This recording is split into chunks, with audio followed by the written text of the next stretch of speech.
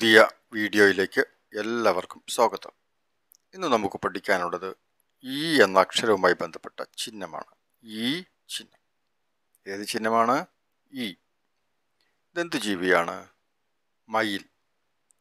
എന്ത് ജീവിയാണിത്? മയിൽ. ശരിയായോ എഴുതിയത്? മയിൽ എന്ന വാക്കായോ? ഇല്ല. എന്താണായത്? മയൽ. അപ്പോൾ എന്ത് വേണം? മയിൽ എന്ന് വേണം അല്ലെ? ഇപ്പോഴോ മയിൽ. ആ യായുടെ അവിടെ ഈ എന്ന ചിഹ്നം വന്നു. ഇപ്പോൾ മയിൽ എന്നായി. ഇതെന്താണ് വായിക്കുക? മയിൽ. മയിൽ. ഇതെന്താണ്? വിരൽ അല്ലെ? കയ്യിൻ്റെ വിരലാണിത്. വിരൽ. ശരിയായോ? വിരൽ എന്നാണോ എഴുതിയിരിക്കുന്നത്? അല്ല. ഇതെന്താ വായിക്കുക? വരൽ. നമുക്കിതിന് എന്ത് എന്നാക്കണം? വിരൽ എന്നാക്കണം അല്ലേ? വരലിനെ നമുക്ക് വിരൽ എന്നാക്കണം. വായുടെ അവിടെ ഒരു ഈ ചിഹ്നം, ഒരു വള്ളി ഇട്ട് കൊടുക്കണം അല്ലേ?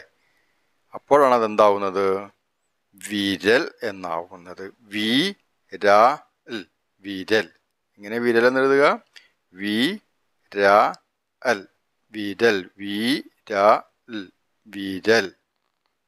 ഇപ്പോൾ ശരിയായല്ലോ? അതെ, ഇതാണ് വിരൽ. ഇതെന്താണ്? കണ്ണ്. എന്താണിത്? കണ്ണ്. കണ്ണിന് മിഴി എന്ന് പറയും. എന്താ പറയുന്നത്? മിഴി. നമ്മളിവിടെ എഴുതിയിരിക്കുന്ന വാക്ക് മിഴി എന്നാണോ? അല്ല. എന്താണിത്? മഴി എന്നാണ് അല്ലേ? നമുക്കിതിന് എന്താക്കണം? മിഴി എന്നാക്കണം. മാ കഴിഞ്ഞാൽ അവിടെ ഒരു ഈ ചിഹ്നം, ഒരു വള്ളി ഇട്ട് കൊടുത്താൽ ഇതെന്തായി? മിഴിയായി. ഇപ്പോൾ മിഴിയായോ? അതെ. മിഴി. എങ്ങനെ വായിക്കുക? മിഴി. ഇതെന്താണ് സാധനം? ചിരവ അല്ലേ? നമ്മൾ തേങ്ങ ചിരകാൻ ഉപയോഗിക്കുന്ന സാധനമാണ് ചിരവ. ഇവിടെ എഴുതിയിരിക്കുന്നത് എന്താണ്? ചിരവ എന്നല്ല എഴുതിയിരിക്കുന്നത്. അല്ല. എന്താണിത്? ചരവ എന്നായിട്ടുള്ളൂ അല്ലേ? നമുക്കിതിന് എന്താക്കണം? ചിരവ എന്നാക്കണം. ഇപ്പോൾ ശരിയായല്ലോ അല്ലേ? ആ ചാ കഴിഞ്ഞ് ഒരു വള്ളിയിട്ട് കൊടുത്തപ്പോൾ അതെന്തായിട്ട് മാറി? ചിരവ എന്നായിട്ട് മാറി. ഇതെന്താ വായിക്കുന്നത്? ചിരവ. ചിരവ. എന്താ വായിക്കുക? ചിരവ. ഇതെന്താണ്? ചകിരിയാണ് അല്ലേ? ചകിരി. എന്താ അതിന് പറയുന്ന പേര്? ചകിരി. ഇത് ശരിയായോ? ഇതിപ്പോൾ എന്തായിട്ടുള്ളൂ? ചകിര എന്നായിട്ടുള്ളൂ ഈ വാക്കല്ലേ? നമുക്കിതിന് എന്താക്കണം? ചകിരി എന്നാക്കണം. ചകിരി എന്നാക്കണമെങ്കിൽ എന്ത് ചെയ്യണം? രായുടെ അവിടെ ഒരു വള്ളിയിട്ട് കൊടുക്കണം. രാക്ക് ശേഷം അല്ലേ? രാക്ക് ശേഷം ഇപ്പോൾ വള്ളിയിട്ടു. അപ്പോൾ എന്തായിട്ട് മാറി? ചകിരി. എന്താ വായിക്കുന്നത്? ചകിരി. ചകിരി. എന്താ അത് വായിക്കുക?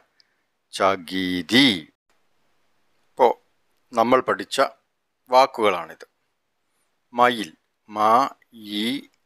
മയിൽ. വിരൽ. വിരൽ. മിഴി. മിഴി. ചിരവ. ചിരവ. ചകിരി. ചകിരി. ഈ വാക്കുകളുടെ എല്ലാം അവസാനം ഈ ചിഹ്നം ചേർക്കണം. പട. ഈ ചിഹ്നം ചേർക്കുമ്പോൾ എന്തായിട്ട് മാറി? പടി. വട. ഈ ചിഹ്നം ചേർക്കുമ്പോഴോ? വടി. വര. ഈ ചിഹ്നം ചേർക്കുമ്പോഴോ? വരി. കര. ഈ ചിഹ്നം ചേർക്കുമ്പോൾ എന്തായിട്ട് മാറി? കരി. വല. ഈ ചിഹ്നം ചേർത്താൽ വലി എന്നായിട്ട് മാറി. ഇതെങ്ങനെ വായിക്കുന്നത്? പട പടി. വട വടി. വര വരി. കര കരി. വല വലി. ഒന്നുകൂടെ വായിക്കാം. പട പടി. വട വടി. വര വരി. കര കരി. വല വലി. ഇതെന്താണ് വാക്ക്? ചരി. നമുക്ക് ഈ വാക്കിനെ ചിരി എന്നാക്കി മാറ്റണം. എന്താക്കണം? ചിരി. എന്താ ചെയ്യേണ്ടത്? അതെ, ചാ കഴിഞ്ഞാൽ ഈ ചിഹ്നം ചേർത്ത് കൊടുക്കണം അല്ലേ? ഇപ്പോൾ ശരിയായോ? ചാ കഴിഞ്ഞു ഈ ചിഹ്നം ചേർത്തല്ലോ. ചിരി. എന്താ വായിക്കുക? ചിരി. അടുത്ത വാക്ക് എന്താണ്? ഇത് പരി എന്നാണ് എഴുതിയിരിക്കുന്നത് അല്ലേ? നമുക്കിതിന് എന്താക്കാം? പിരി എന്നാക്കാം. എന്താണ് ചെയ്യേണ്ടത്? പ എന്ന അക്ഷരം കഴിഞ്ഞാൽ ഈ ചിഹ്നം ചേർക്കണം. പിരി, പിരി. ഇപ്പോൾ ശരിയായല്ലോ. അതെ, ഇതാണ് പിരി. പി രി പിരി. ഈ വാക്ക് ഏതാണ്? വരി. എന്ത് ചെയ്യാം? ഈ വാക്കിന് വിരി എന്നാക്കി മാറ്റാം. എന്താ ചെയ്യേണ്ടത് അതിനായിട്ട്? വ എന്ന അക്ഷരം കഴിഞ്ഞാൽ ഈ എന്ന ചിഹ്നം, അതായത് വള്ളി ഇട്ട് കൊടുക്കണം അല്ലേ? ഇപ്പോൾ ശരിയായില്ലേ? വി രി വിരി. എന്താ അത് വായിക്കുന്നത്? വിരി. വി രി വിരി. ഇതേതാ വാക്ക്? തരി. നമുക്കിതിനെ എന്താക്കണം? തിരി എന്നാക്കണം. നമ്മളിതിനെ എങ്ങനെയാണ് തിരി എന്നാക്കുന്നത്? ത എന്ന അക്ഷരം കഴിഞ്ഞാൽ ഈ എന്ന ചിഹ്നം, അതായത് വള്ളി ഇട്ട് കൊടുത്തു കഴിഞ്ഞാൽ ഇതെന്തായിട്ട് മാറി? തിരി എന്നായിട്ട് മാറി.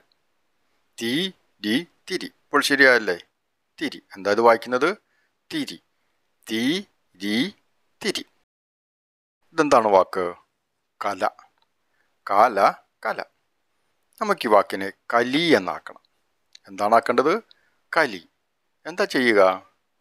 അതെ, ല എന്ന അക്ഷരം കഴിഞ്ഞാൽ ഈ ചിഹ്നം, അതായത് വള്ളി ഇട്ട് കൊടുത്തു കഴിഞ്ഞാൽ ഇതെന്തായിട്ട് മാറി? കലി. ഇപ്പോൾ ശരിയായില്ലേ? എന്താ വായിക്കുക? കലി. കലി കലി. കലി കലി. ഇതാണ് നമ്മളിപ്പോൾ ഈ ചിഹ്നം ചേർത്തെഴുതിയ വാക്കുകൾ. ഒന്ന് വായിച്ചു നോക്കാം. ചരി ചിരി. പരി പിരി.